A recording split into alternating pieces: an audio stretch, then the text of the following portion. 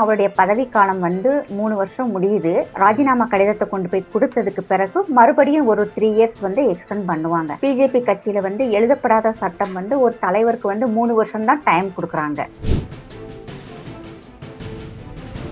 அவர் இங்க இருக்கிற 2 தற்குறிட்டையுமே நிறைய கத்துக்குருவாரு. 2 தற்குறி கட்சிகள்டையுமேவும் எல்லாம் நல்லா கத்துக்குருவாரு. இருந்தாலும் நாளைக்கு அவர் வந்து ஒரு பிரைம் மினிஸ்டர் கேண்டிடேட் லெவலுக்கு தான் வந்து பிஜேபி வந்து அவரை வந்து குரூம் பண்ணிக்கிட்டு இருக்கிறாங்க. அறிவு பழுக்கவில்லைன்னு சொல்லியிருப்பாருங்க சார். இவரே ஒரு மக்கு முதல்வர். ஆமா, உதயநிதிக்கு தான். இவரே ஒரு மக்கு முதல்வர், நம்ம தலையெழுத்து. சரி, இவருக்கு அடுத்து வர்ற தாம் பிள்ளையாவது கொஞ்சம் அறிவா இருக்குன்னு பார்த்தா அவரு ரொம்ப விளையாட்டு பிள்ளையாட்டே இருக்காரு. விளையாட்டுத்துறை அமைச்சரா இருந்து என்ன சார் பண்ணியிருக்காரு இன்னைக்கு வரைக்கும்? ஏற்கனவே அவர் சொல்றாரு இல்லைங்க சார், எப்ப பார்த்தாலும் நம்மளுடைய கூட இருக்கிற அமைச்சர்கள்னால எனக்கு தூக்கமே போயிருச்சு, அடுத்து என்ன செய்ய போறாங்கன்னு எனக்கு தெரியல, 2வது இவரையும் கொண்டு வந்து துணை முதலமைச்சரா போட்டுட்டா என்ன செய்வாருங்கிற பயத்துல கூட வெயிட் பண்ணுங்கிறதுக்காக அந்த அர்த்தத்துல சொல்லியிருப்பாங்க.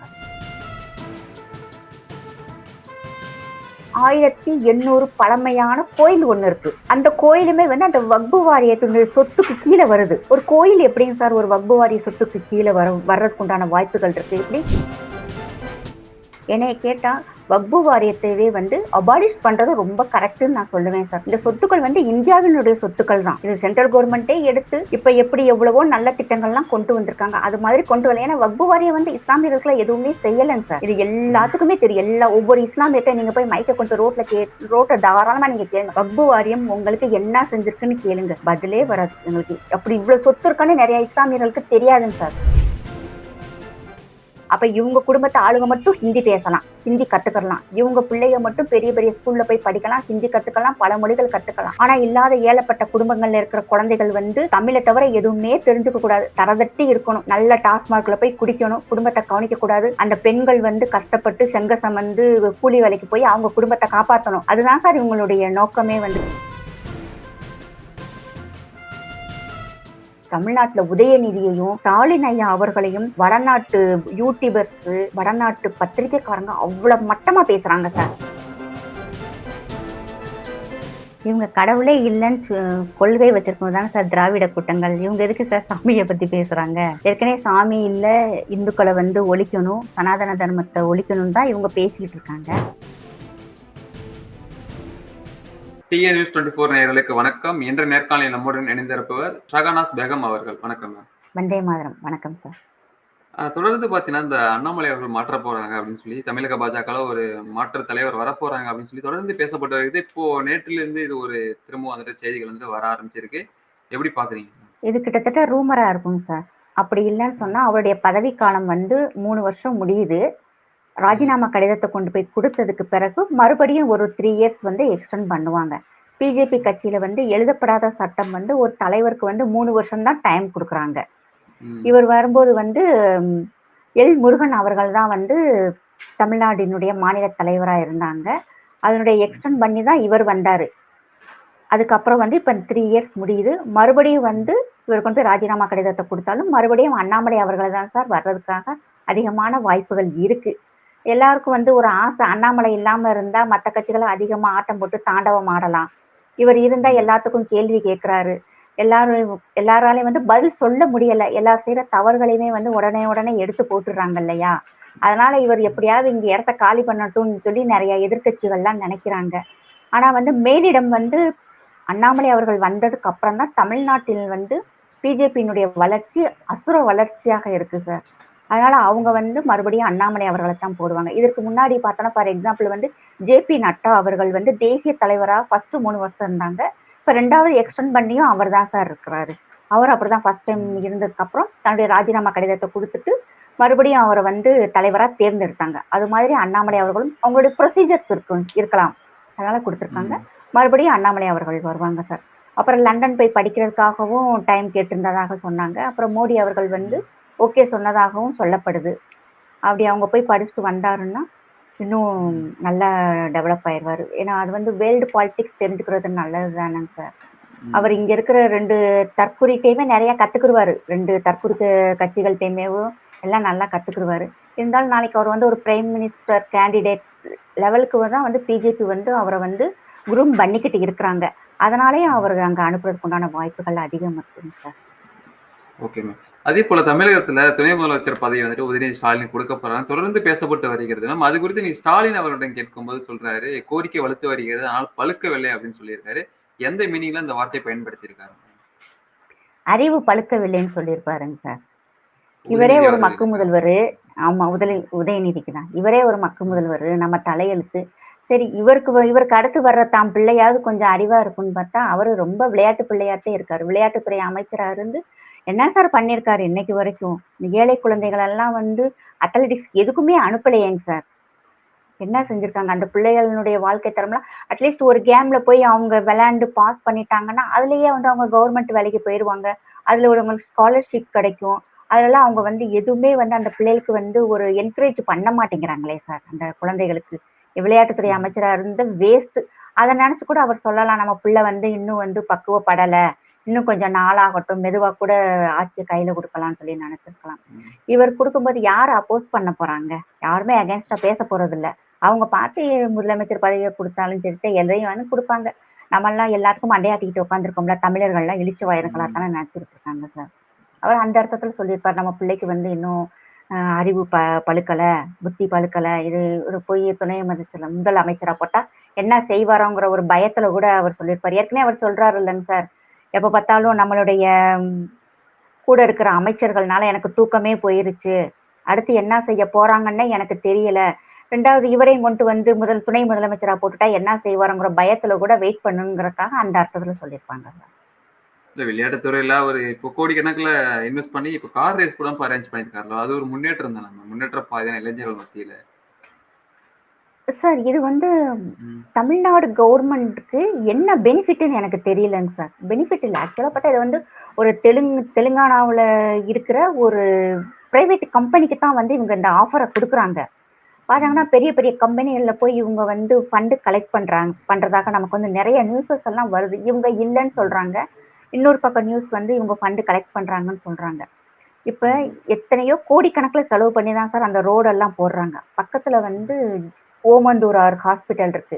அங்க இருக்கிற பேஷண்ட்டுகளுடைய நிலைமைய யோசிச்சு பாருங்க. இப்ப நமக்கே நார்மலா பேசிட்டு இருக்கும்போது ஒரு வேட்டு நம்மள அறியாம திடுக்குன்னு ஆயிரும். அங்க இருக்கிற பேஷண்ட்டுகளுடைய நிலைமைய யோசிச்சு பாருங்க. நைட்ல தான் இந்த ரேஸ் நடத்துறாங்க.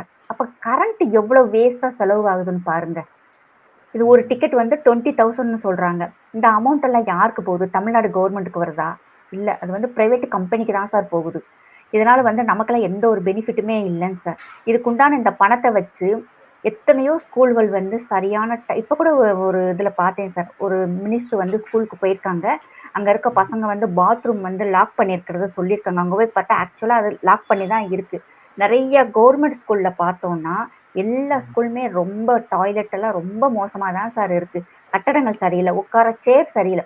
ஒரு ஒரு பேனா வைக்கிறதுக்கு நடுக்கடல்ல கொண்டு போய் எழுதாத பேனா வைக்கிறதுக்கு 110 கோடி செலவு பண்ண போறாங்க சார். அந்த 110 கோடியில ஒவ்வொரு ஸ்கூலுக்கும் 10 லட்சம் ரூபாய் செலவு பண்ணா போதும் சார். நல்ல வேர்ல்டு வைடா நல்ல குவாலிட்டியா நீட்டா தரமா 10 லட்சமே, நான் சொல்றது 10 லட்சம் கூட அதிகமா இருக்குங்க சார். கிராமங்கள்ல இருக்கிற ஸ்கூல்களுக்குலாம் எல்லா ஃபெசிலிட்டிஸுமே கொடுக்கலாம். அங்க சரியான டாய்லெட் இல்ல, கிச்சன் எல்லாம் ரொம்ப மோசமா இருக்கும் சார். எனக்கு தெரிஞ்ச நிறைய பேர்லாம் ஸ்கூல்ல ஆயா வேலை பாக்குறவங்க எல்லாம் பார்த்தா இங்க இருந்து விறகு சுமந்துட்டு எல்லாம் போவாங்க சார் இந்த காலத்துல. ஒரு ஸ்கூல்ல கேஸ் இருக்கும், கேஸ் இல்லாம இருக்கும். அப்படி நிறைய இது லேட் ஆகும். அப்பெல்லாம் ரொம்ப கஷ்டப்படுறாங்க. அப்படி ஸ்கூல்களுடைய தரத்தை வந்து அவங்க வந்து உயர்த்தி கொடுக்கலாங்க சார். அதை செய்யாம ஃபார்முலா ரேஸ் 3, 4 எல்லாம் வைக்கிறாங்க. இன்னொன்று இதுல பர்டிகுலரா சொல்லணுங்க சார். காஷ்மீர்ல ஆர்டிகல் 370 நீக்கினதுக்கு அப்புறம் அங்க வந்து ஃபார்முலா கார் ரேஸ் 4 நடந்துச்சுங்க சார். அதெல்லாம் பாத்தீங்கன்னா யாருக்குமே எந்த தொந்தரவும் இல்லைங்க சார். ஊருக்கு வெளியே போயிட்டாங்க. போய் அங்க இருக்கிற கவர்மெண்ட்டும் இப்ப இருக்கிற கவர்மெண்ட்டும் அண்ட் அந்த லோக்கல்ல இருக்கிற பெரிய பெரிய கம்பெனிகளுடைய ஸ்பான்சர்ஸ் சேர்ந்து நடத்தி அதனுடைய இன்கம் வந்து அந்த ஸ்டேட்டுக்கு போற மாதிரி தான் சார் செஞ்சிருக்காங்க. டிக்கெட்டுமே வந்து இவ்வளவு அதிகமான விலை இல்லை. யாருக்குமே டிஸ்டர்ப் இல்லைங்க சார். அவ்வளவு நீட்டா இருந்துச்சு பார்க்கவே. அப்படி செஞ்சு அதனுடைய வருமானம் வந்து அந்த மாநிலத்துக்கு கொண்டு வர்றதுதான் சார் ஒரு ஒரு ஆரோக்கியமான அரசுக்கு அடையாளம். ஆனா இங்க எல்லாமே வந்து தலையில தான் சார் நடத்துறாங்க. இப்போ வக்போர்டு வாரியம் சட்டத்திருத்தம் மீண்டும் சட்டத்திருத்தத்தை மாற்றி அமைக்கிறதா ஒரு தகவல் வந்திருக்கு. பின்னணி என்ன? 1995ல காங்கிரஸ் பீரியட்ல வந்து வக்பு வாரிய சட்டம்னு ஒண்ணு கொண்டு வராங்க சார். இது எப்படின்னாங்க சார், இந்த சட்டத்துல வந்து உங்க வீடு அது உங்க பேர்ல இருக்கும், பட்டா இருக்கும், சிட்டா இருக்கும், அண்ட் எல்லா அப்ரூவல் டாக்குமெண்ட் உங்க பேர்ல இருக்கும். ஆனா அதுக்கு முன்னாடியே வந்து இப்ப நாங்களே வந்து இந்த வீடு எங்களுக்கு சொந்தம், எங்க வக்பு வாரியம் வந்து எங்களுக்கு சொந்தம்னா நீங்க விட்டுட்டு போயிடணும். இது ஆக்சுவலா இருக்கு. அப்படியே பார்த்தோம்னா இந்தியா ஃபுல்லா வந்து 9.6 லட்சம் கோடி மதிப்பிலான சொத்துக்கள் வந்து வக்பு வாரியத்துல இருக்குங்க சார். இப்ப நம்ம தமிழ்நாட்டுல வந்து திருச்சிக்கு பக்கத்துல ஒரு 6 கிராமங்கள் வந்து வக்பு வாரிய கண்ட்ரோல்ல இருக்கு. கிராமங்கள் மீன்ஸ் எல்லா சொத்துக்களுமே ஒருத்தவங்களுக்கு வீடு இருக்கு, அவர் பேர்ல தான் வீடு, பத்திரம் அண்டு பட்டா சிட்டா எல்லாமே அவர் பேர்ல இருக்கு.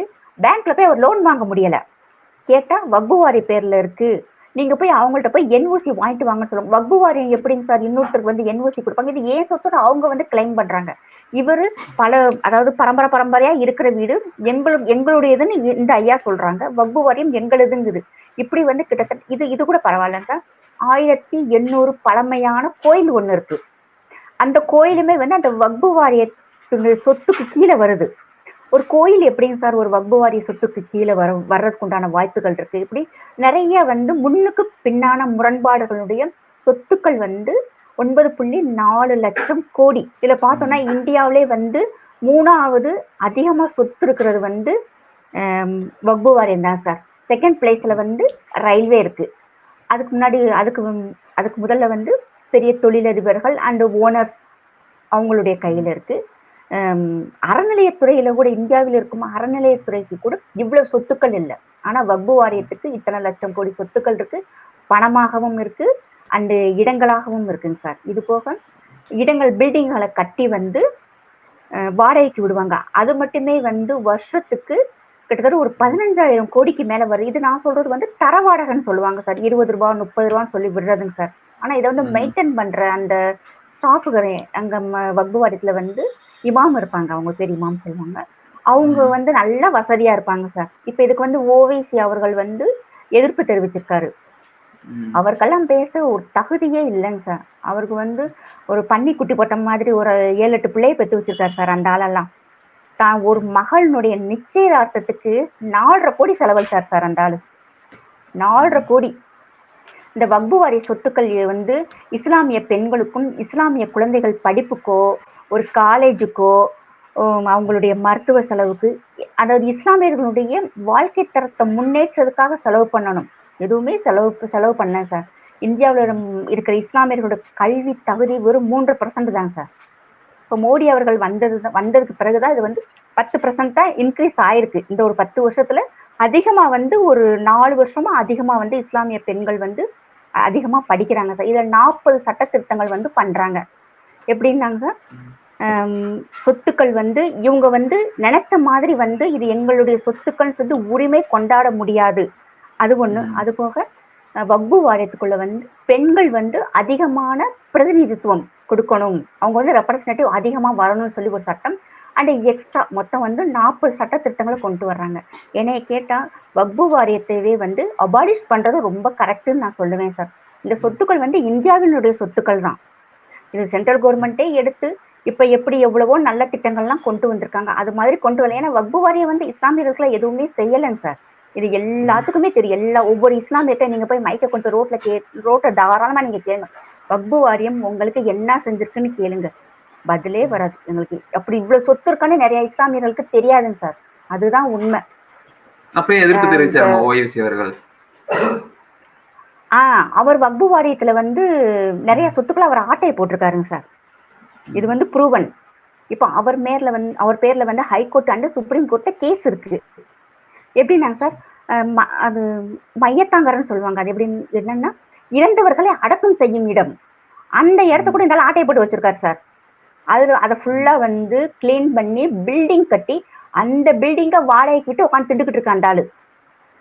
இப்ப நாஜியா இலாஹி கான் வந்து இவர் மேல வந்து கேஸ் ஃபைல் பண்ணிருக்காங்க, நார்த் சைட்ல ஃபைல் பண்ணி இப்ப அந்த கேஸ் ஓடிக்கிட்டு இருக்கு. இவங்க வந்துட்டாங்கன்னா இவங்க கணக்கு கேட்கறாங்க. வக்பு வாரியத்துக்கு இத்தனை லட்சம் சொத்து இருக்குல்ல, இந்த சொத்தை நீங்க என்ன பண்றீங்க? எத்தனை டாக்டர்ஸை, எத்தனை லாயர்ஸை, எத்தனை ப்ரொஃபசர்ஸை, எத்தனை டீச்சர்ஸை நீங்க உருவாக்கிட்டீங்க? மக்கள் பெண்களுடைய குழந்தைகளுடைய வாழ்க்கை தரம் முன்னேறி இருக்கா? நீ கணக்கு சொல்லுங்கிறாங்க. இவங்க சொல்ல மாட்டாங்க. அப்ப இவருடைய தம்பி இவங்க குடும்பம் எல்லாம் நல்லா மாட்டும். அது இது இவர் தான் சார் எகேன்ஸ்டா பேசுறாரு. ஆனா ஆல் இந்தியா முஸ்லிம்ஸ் லா போர்டுடைய ஹெட் வந்து நேத்தே வந்து அவர் பேட்டி கொடுத்துட்டாரு. இந்த கொண்டு வந்த சட்டம் ரொம்ப நல்ல சட்டம், நாங்க வரவேற்கிறோம்னு சொல்லிட்டாங்க. அதே மாதிரி ஆல் இந்தியா உமன்ஸ் லா போர்டுமே வந்து அவங்களுமே வந்து ஓகே சொல்லிடுவாங்க சார். ஏன்னா இப்ப சென்ட்ரல் கவர்மெண்ட் கொண்டு வர்ற இஸ்லாமியர்கள் கொண்டு வர எல்லா சட்டமுமே வந்து ஆல் இந்தியா முஸ்லிம்ஸ் லா போர்டும், பர்சனல் லா போர்டும் அண்ட் உமன்ஸ் லா போர்டுமே வந்து எதுக்குமா லைட்டா பேசுவாங்க. அப்படி உடனே ஓகே இன்னைக்கு கொண்டு வர சட்டம்லாம் நல்லா இருக்குன்னு சொல்லிதான் சார் இப்ப எங்களுக்கு வந்து முத்தலாக் திட்டம், முத்தலாக் சட்டம் அண்டு இப்ப பென்ஷன் ஸ்கீம் கொண்டு வந்ததெல்லாம் அவங்களுடைய பரிபூர்ண சம்பளம். அவங்களாம் ரொம்ப விஷ் பண்ணாங்க சார் மோடி ஐயா அவர்களுக்கு.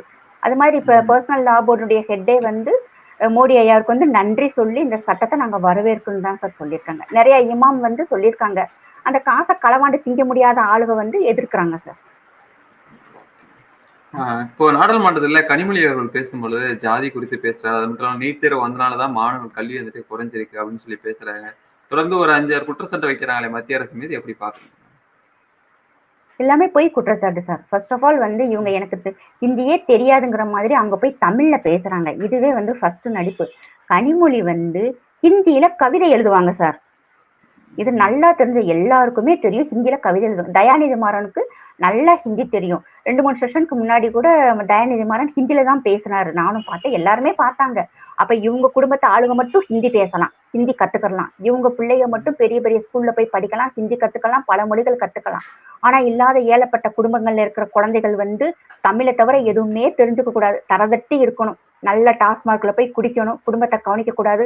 அந்த பெண்கள் வந்து கஷ்டப்பட்டு செங்கசம் வந்து கூலி வேலைக்கு போய் அவங்க குடும்பத்தை காப்பாற்றணும். அதுதான் சார் இவங்களுடைய நோக்கமே. வந்து நீட்ல வந்து ஆல் இந்தியா லெவல்ல அதிகமா பாஸ் பண்ணது தமிழ்நாட்டு மாணவர்கள் சார். அன்னைக்கு கூட அண்ணாமலை அவர்கள் வந்து டேட்டா எடுத்து போட்டிருந்தாரு இல்லைங்க சார்.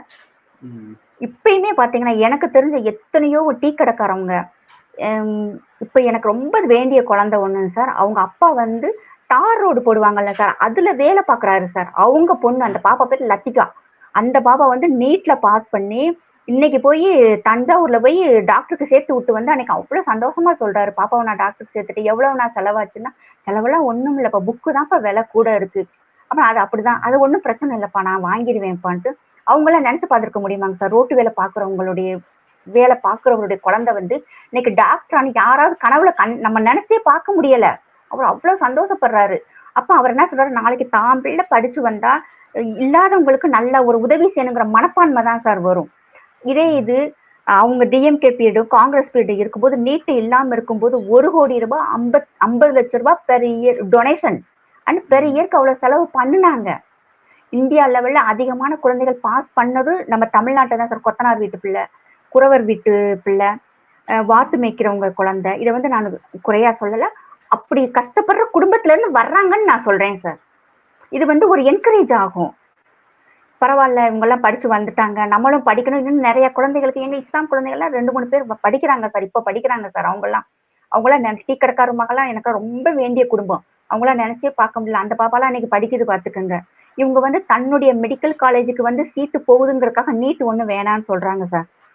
ஹிந்தி தெரிஞ்சா அவங்ககிட்ட இங்க இருக்க இவங்க நினைச்சுக்கிட்டு இருக்காங்க சார், தமிழ்நாட்டுல நடக்கிறது அவங்ககிட்ட யாருக்குமே தெரியலன்னு சொல்லிட்டு. தமிழ்நாட்டுல உதயநிதியையும் ஸ்டாலின் ஐயா அவர்களையும் வடநாட்டு யூடியூபர்ஸ், வடநாட்டு பத்திரிகைக்காரங்க அவ்வளவு மட்டமா பேசுறாங்க சார். அன்னைக்கெல்லாம் நாஜியா இலாஹி கான் மேம் வந்து பாகிஸ்தான் யூடியூபருக்கு பேட்டி கொடுக்குறாங்க.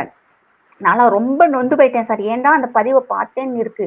அவங்கெல்லாம் வந்து சனாதன தர்மத்தை வந்து ஒழிக்கணும்ட்டு இப்படி புள்ளி வச்ச கூட்டணியில் இருக்கிற ஒரு மினிஸ்டர் சொன்னாரு. அவரெல்லாம் ஒரு இதாத்தான் ரொம்ப தாழ்வாதான் பேசி, இத்தனைக்கு நம்ம லோக்கல்ல பேசிட்டா கூட ஒரு பாகிஸ்தான் மீடியாவில வந்து இவங்களை பத்தி ரொம்ப இதா பேசுறாங்க சார். இவங்க நினைச்சுக்கிட்டு இருக்காங்க. அதே மாதிரி இன்னைக்கு இருக்கிற ஸ்கூல் பசங்கள்கிட்ட, காலேஜ் பசங்கள்ட்ட எல்லாம் கேட்டோம்னா அவங்க வந்து சனாதன தர்மம்ங்கிறது இந்து தர்மம்னு நினைக்கிறாங்க. இப்படி உதயநிதி வந்து இப்படி கேவலமா பேசுறாரு, வைக்கிறாரு, எங்க ஊர் பக்கம் வரட்டும், நாங்க விட்டுருவோமான்னு பேசுறாங்க. இவர் நினைச்சுக்கிட்டு இருக்காரு நமக்கு வந்து. ஆனா அதான் சார், ஹிந்தி தெரிஞ்சா நம்ம இங்க நடக்கிறது எல்லாமே வந்து அங்கிட்டு பேசுறாங்க, அதெல்லாம் நம்ம மக்களுக்கு தெரிஞ்சிரும், அறிவு வளர்ந்துரும், யோசிக்க ஆரம்பிச்சிருவாங்கன்னு சொல்லி மக்களுக்கு வந்து தெரிய விடாமையே கொண்டு வர்றாங்க சார், வேற ஒண்ணும் இல்ல. அப்புறம் இன்னொன்னு சொல்றாங்க சார், ஜாதி வாரி கணக்கெடுப்பு என்னன்னு சொல்லி. இவங்க எத்தனை மினிஸ்டர்ஸ் பப்ளிக்காவே வந்து நீ இதானே, இந்த கேஸ்ட் தானே, அந்த கேஸ்ட் தானே இவங்க எல்லாம் சொல்லலையா? இப்ப எதுக்கு ஸ்டாலின் ஐயா எதுக்கு சந்துரு அவர்களை வந்து ஒரு நபர் கமிட்டி வச்சு ஸ்கூல்கள் பள்ளிக்கூடங்களுக்கு வந்து மாணவர்களுடைய ஜாதி வந்து வெறி வந்துடக்கூடாதுங்கிறதுக்காக எதுக்கு இவர் கமிட்டி அமைச்சாரு? இல்ல இவங்க அனைவரும் எல்லாம் சமமா ஜாதியை இருக்க பத்தி வேண்டும் பேசலாம். அப்படின்ற ஒரு காரணத்துல தானே ஒரு குழுவை வந்து அமைச்சிருந்தாரு. அதனுடைய ரிப்போர்ட் அப்படி வரல இல்லைங்க சார். ம். இந்து மதத்துக்கு எதிராகவே தானங்க சார் அதனுடைய கமிட்டினுடைய ரிப்போர்ட்டே இருந்துச்சு. அப்பவே ஒரு பெரிய சர்ச்சையாச்சு. அதுதான் உண்மை. உண்மையை நம்ம பேசித்தான் ஆகணும். அதுதான் உண்மை. இவங்க எல்லாம் ஜாதியை பத்தி பேசுவாங்க. ஜாதி ஜாதி ஜாதின்னு சொல்லிட்டு மறுபடியும் ஜாதியை பத்தி அங்க போய் பேசினா ஏன் எதுக்குன்னு சொல்றாங்க. அன்னைக்கு ராகுல் காந்தி கூட அங்க பார்லிமெண்ட்ல பேசுறாரு. அப்பதான் அனுராக் தாக்கூர் சொன்னாங்க. அதாவது வந்து ஜாதியை பத்தி பேசணும்னா இங்க இருக்கவங்களுடைய ஜாதியை சொல்லி ஆகணும்னு காமனா சொன்னாங்க. உடனே இவங்க என்னை மட்டும் எப்படி சொல்லலாம் அப்படின்னு சொல்லி எந்திரிச்சு குதிச்சாரு ராகுல் காந்தி. அதுக்கு அவர் உடனே சொல்றேன், நான் யாருடைய பேரையும் நான் வந்து குறிப்பிட்டு சொல்லல, பொதுவாதான் சொன்னேன். அதுக்கு எதுக்கு நீங்க எல்லாம் குதிக்கிறீங்க அப்படின்ட்டு. இப்ப இது என்ன ஆயிடுச்சு தெரியுமாங்க சார், நார்த் சைடு ஃபுல்லாவேவும் இப்ப ராகுல் காந்தியினுடைய ஜாதி என்னன்னு எங்களுக்கு சொல்லுங்க அப்படிங்கிற மாதிரி எல்லாம் பேச ஆரம்பிச்சிட்டாங்க சார். யூடியூப்ல மற்ற சேனல்ஸ் எல்லாமே. ஆமா, இப்போ ஒருத்தர் ஜாதியை பத்தி அப்ப நீ என்ன ஜாதின்னு தெரிஞ்சுக்கிறேன்னு இப்ப எங்களுக்குன்னு ஆசை இருக்கும் இல்லையா? நாங்களாம் சாதாரணமான ஆளுக தான். ராகுல் காந்தி என்ன பேரு ஒரு யூடியூபர் எல்லாம் போட்டிருந்தாங்க சார். அவங்க தாத்தா பரம்பரையில இருந்து அம்படே எடுத்து போட்டு வந்துட்டாரு சார். யாரு? மோதிலால் நேருல ஆரம்பிச்சு எங்கிட்ட சோனியா காந்தியினுடைய பூட்டன்ல இருந்து இறந்த கல்லறை முதல் கொண்டு போட்டோ எடுத்து போட்டு விட்டாங்க சார். இதெல்லாம் வந்து பேஜத்தி, அதனால ரொம்ப அவமானப்படுத்தி விட்டாங்க ராகுல் காந்திய. அதெல்லாம் நமக்கு தெரியல. ஹிந்தி தெரிஞ்சா இதெல்லாம் நமக்கெல்லாம் தெரிஞ்சிருங்கிறதுக்காகவே ஹிந்தி வேண்டாம், நீட் வேண்டாம் அப்படின்னு சொல்லி அவங்க எதிர்க்கிறாங்க சார். அதே மாதிரி ஹிந்தி எதிர்ப்புல எத்தனை உயிர் போச்சுன்னு தெரியுமான்னு கேக்குறாங்க. இவங்க குடும்பத்துல எத்தனை பேர் இறந்தாங்க? சாதாரண அப்பாவி மக்கள் தான் சார் போய் தீக்குளிச்சு இறந்துருப்பாங்க, இல்லாட்டி ட்ரெயின்ல விழுந்து செத்துருப்பாங்க. இன்னைக்கெல்லாம் ஹிந்தி தெரியாம எத்தனை பேர் தமிழ்நாட்டை தாண்டாம இருக்கிறாங்க தெரியுமா? ஹிந்தி அரையங்குறமா தெரிஞ்சவங்க கூட நார்த்து சைடு போய் ஏதோ ஒரு நல்ல கான்ட்ராக்ட்ல நல்ல வேலையில சேர்ந்துடுறாங்க சார். ஹிந்தி தெரியாம தமிழ்நாட்டுக்குள்ளேயே குறைஞ்ச சம்பளத்துக்கு நிறைய பசங்க வேலை பார்த்துக்கிட்டு தான் சார் இருக்கிறாங்க. இப்ப யோசிக்கிறாங்க நம்ம கொஞ்சம் ஹிந்தி படிச்சிருக்கலாமோ அப்படின்னு சொல்லி. என் ஃப்ரெண்டு ஒருத்தவங்க யூடியூபர் தான், அவங்க டாக்டர் சார். அவங்களுக்கு வந்து ஃபர்ஸ்ட் ஹிந்தி தெரியாது. அவர் வந்து டிராவலர் விளாக் போடுவாங்க. இப்ப அவர் என்ன பண்றாருன்னா நார்த்து சைடு போய் கொஞ்சம் கொஞ்சம் ஹிந்தி இது பண்ணிட்டு டெய்லி நைட்ல உட்காந்து ஹிந்தி படிக்கிறார் சார். ஹிந்தி வந்து ரொம்ப நமக்கு அவசியம். நம்ம வந்து என்னமோ நினைச்சிட்டு வேண்டாம்னு சொல்லிட்டு டெய்லி கிளினிக் விட்டு வந்தோடனே உட்காந்து ஹிந்தி படிக்கிற வேலை அவருக்கு. ஏதாவது தெரியலன்னா எனக்கு ஃபோன் பண்ணி இதுக்கு என்ன அர்த்தம், இது எப்படி ப்ரொனன்சியேஷன் பண்ணணும் அப்படின்னு சொல்லி கேட்கறாங்க. தயவு செய்து இதை பாக்குறவங்க உங்களுடைய குழந்தைகளுக்கு வந்து ஹிந்தி டியூஷன் கொடுங்க. ஹிந்தி சேனல்ஸை பார்க்க சொல்லுங்க. 10 நாள் பார்த்தா நமக்கே வந்து அது என்ன பேசுறாங்க அந்த ப்ரொனன்சியேஷன் புரிய ஆரம்பிச்சிடும் சார். அதான் ரொம்ப நல்லது ஹிந்தி தெரிஞ்சுக்கிறது எல்லாமே. இல்ல அவையில வந்துட்டு ராகுல் காந்தி என்ன சாதின்னு கேட்டதான் வந்துட்டு கனிமொழி அவர்கள் வந்து சொல்றாங்க, திராவிட கட்சி அனைவருக்குமானதுதான், அப்படி எல்லாம் இங்க நாங்க சாதி பாகுபாடே பாக்குறது இல்ல அப்படின்னு சொல்லி பதில் நல்லா கொடுத்திருக்காங்க. இது ஏன் விமர்சனமா மாறி இருக்கு? ராகுல் காந்தி தான் சார் ஃபர்ஸ்ட் ஆரம்பிச்சாரு. அவங்கதான் ஃபர்ஸ்ட் சொன்னாரு. அதாவது வந்து நீங்க வந்து எஸ்சிக்கு என்ன பண்ணீங்க, தலித்துக்கு என்ன பண்ணீங்க, அப்படி பட்ஜெட்ல வந்து அந்த நாட்டினுடைய பட்ஜெட் போட்டுக்கிட்டு இருக்கும்போது எப்படி இதுல எதுக்குங்க சார் எஸ்சி எஸ்டி தலித் இதெல்லாம் எதுக்குங்க சார் வர்றாங்க? அவர் பேசினதுக்கும் பதில் கொடுத்துட்டாங்க. யாரு? ராகுல் காந்தி பேசினதுக்கும் அனுராக் தாக்கூர் பதில் சொல்லிட்டாரு. இப்ப கனிமொழி மேம் பேசினதுக்குமே வந்து தேஜஸ்வி சூர்யா அவரும் பதில் கொடுத்துட்டாரு. இவங்க பேச விட மாட்டேன்னு சொன்னாங்க கனிமொழி. அவங்க நானுமே வந்து ஹிந்தி பேசாத மாநிலத்திலிருந்து வந்திருக்கேன் அப்படின்னு சொல்லிட்டு அது கரெக்டா பதில் கொடுத்துட்டாரு. இவங்க தான் சார் ஆரம்பிச்சு வைக்கிறாங்க ஜாதி. மக்களுக்கு வந்து அந்த ஜாதி உணர்வை இவங்க தான் தூண்டியே விடுறாங்க. நம்ம சாதாரணமா தான் சார் இருக்கோம். இவங்க தான் தூண்டி விட்டு நமக்குள்ளேயே வந்து ஒரு பகையை ஏற்படுத்துறாங்க. இவங்களுக்கு வந்து எந்த குறையும் ஃபர்ஸ்ட் வந்து எந்த குறையும் சொல்ல முடியலங்க சார். மோடி ஐயா மேல ஊழல் குற்றச்சாட்டு சொல்ல முடியல, இந்த பணத்தை எடுத்துட்டேன் அந்த பணத்தை எடுத்துட்டேன்னு சொல்ல முடியல. மக்களுக்கு எல்லா நலத்திட்டங்களும் கொண்டு வந்து சேர்த்துட்டாரு. இதை செய்யல அதை செய்யல எதுவுமே சொல்ல முடியலங்க. அவங்க நினைச்சிருக்கிறது வந்து ஹிந்து முஸ்லிம் பிரச்சனை ஒண்ணுங்க சார். நார்த் சைடு ஹிந்து முஸ்லிம் பிரச்சனை பயங்கரமா உருவாக்கி விட்டுறாங்க. இங்க தமிழ்நாடு நார்த் சைடு நம்ம சைடு இங்க சவுத்துல வந்து ஜாதி கலவரங்கள் அதாவது நீங்களும் நானும் அடிச்சுட்டு ஹிந்துஸ்குள்ளேயும் அடிச்சுட்டு கிடக்கணுங்கிற மாதிரியும் பேசி பேசி கொண்டு வந்து கொடுத்துட்றாங்க. வாட்ஸ்அப்ல வர்ற மெசேஜஸுமே வந்து கொஞ்சம் சரியில்லாம தான் சார் வருது. இது வந்து பிளான் பண்ணி தான் அனுப்புறாங்க. இதை வந்து கொஞ்சம் கவர்மெண்ட் வந்து கொஞ்சம் கண்டிப்பா கன்சிடர் பண்ணணும் சார் இந்த விஷயங்களை. வாட்ஸ்அப்ல வந்து எந்த மெசேஜ் யாருக்கு போகுது, இதனாலே வந்து நிறைய உத்தரப்பிரதேசல வந்து நிறைய இடங்கள்ல தோத்ததுக்கு காரணமே வாட்ஸ்அப் மெசேஜ் தான் சார். அது நிறைய விஷயங்கள் இருக்கு, அதை வந்து அவங்க கொஞ்சம் இது பண்ணணும். இப்போ அமைச்சர் சிவசங்கர் வந்துட்டு பொது மேடையில பேசும்பொழுது சொல்றாரு மேம், ராமர் இருந்ததாக, அதாவது ராமர் கடவுள் இருந்ததாக ஒரு வரலாறும் கிடையாது, ஆதாரமும் கிடையாது அப்படின்னு சொல்லி பேசுறாங்களே. அதுக்கு முன்னாடி வந்துட்டு சட்டத்துறை அமைச்சர் வந்து பேசியிருக்காரு, திமுகவின் முன்னோடி கடவுளே வந்துட்டு ராமபிரான் தான் அப்படின்னு சொல்லியிருக்காரு. எப்படி பாக்குறீங்க இருவேறு கருத்துக்களுக்கு? இவங்க கடவுளே இல்லைன்னு கொள்கை வச்சிருக்கோம் தானே சார் திராவிட கூட்டங்கள். இவங்க எதுக்கு சார் சாமியை பத்தி பேசுறாங்க? ஏற்கனவே சாமி இல்ல, இந்துக்களை வந்து ஒழிக்கணும், சனாதன தர்மத்தை ஒழிக்கணும் தான் இவங்க பேசிட்டு இருக்காங்க. எல்லா கோயில்களுக்கும் வந்து அதிகமான கட்டணங்களை வசூல் பண்ணி கோயிலுக்கே போக முடியாத அளவுக்கு இப்பெல்லாம் ஆக்கிட்டாங்க சார். திருச்செந்தூர் கோயில்ல வந்து ஆண்டாள் பக்தர்கள் பேரவைன்னு சொல்லி ஆண்டாள் பி சொக்கலிங்கம் ஐயா அவர்கள் தான் வந்து அதோட நிறுவனர். அவர் வந்து ஒவ்வொரு மாதமும் வந்து பௌர்ணமி அன்னைக்கு அன்னதானம் பண்ணுவாங்க சார். இந்த தடவை வந்து அன்னதானமே போட விடாம கெடுத்துட்டாங்க. நைட்ல வந்து அங்க நிறைய போடாதீங்க அப்படிங்கிறாங்க சார். போடாதீங்க. நைட்டு நிறைய பேர் வந்து ஸ்டே பண்ணுவாங்க சார். நிறைய ரொம்ப திருவிழாவா இருக்கும் சார். அவங்களுடைய ஃபுட் டிஸ்ட்ரிபியூஷனே வந்து ரொம்ப பிரமாதமா இருக்கும். நாங்கள்லாம் பார்த்துருக்கோம் சார். நான் அவருடைய ஃபாலோவர் தான். ஆண்டாள் பி சொக்கலிங்கம் ஐயாவுடைய ஃபாலோவர் நான். எனக்கு ரொம்ப நல்லா தெரியும் அவங்கள. பர்சனலாகவுமே எனக்கு நல்லா, பர்சனல் மீன்ஸ் அவருக்கு நல்லா எனக்கு தெரியும்.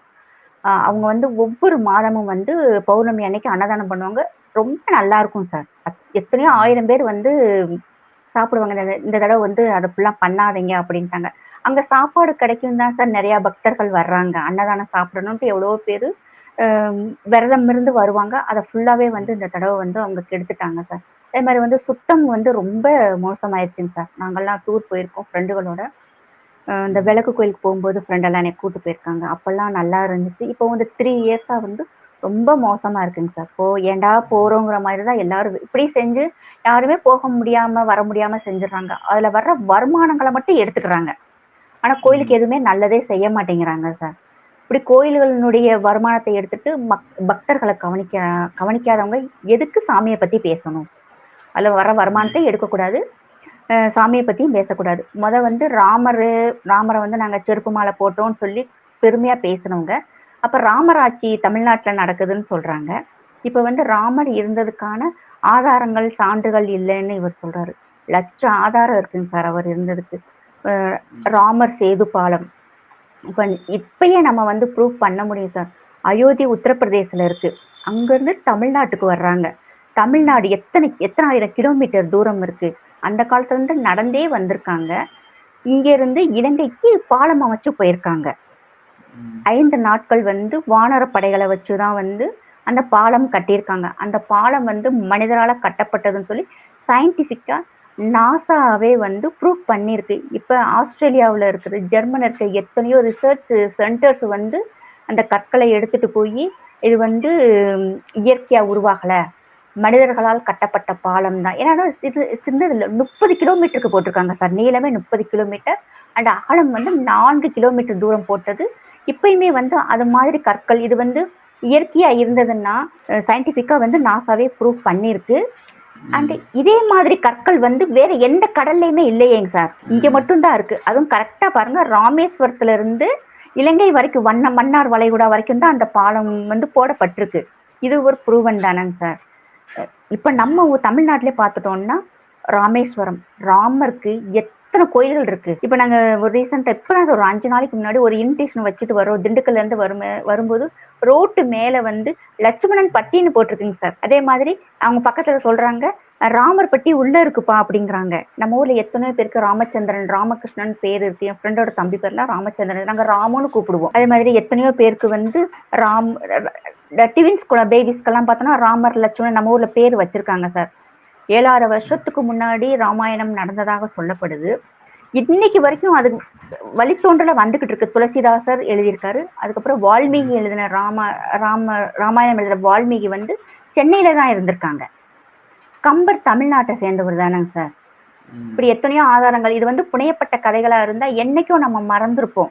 சங்க இலக்கியங்கள்லயுமே வந்து புறநானூறு, அகநானூறு, சிலப்பதிகாரம் இதுலயுமே வந்து ராமரை பற்றிய வரிகள் எல்லாம் பாடல்கள்ல வருதுங்க சார். இதெல்லாம் வந்து ப்ரூவன் தான். இவர் வந்து இல்ல அப்படின்னு சொல்றாங்க. இதெல்லாம் வந்து நார்த் சைடு பார்த்தோம்னா சார், நான் பண்படுபடி எதுக்கு நார்த்து சொல்றேன்னா, அவங்களும் நம்ம தமிழ்நாட்டில் இருக்க பக்தர்களுடைய பக்தியும் எந்த அளவுக்கு குறைஞ்சது இல்லைங்க சார். இங்க வந்து குழப்பி விடுறாங்க.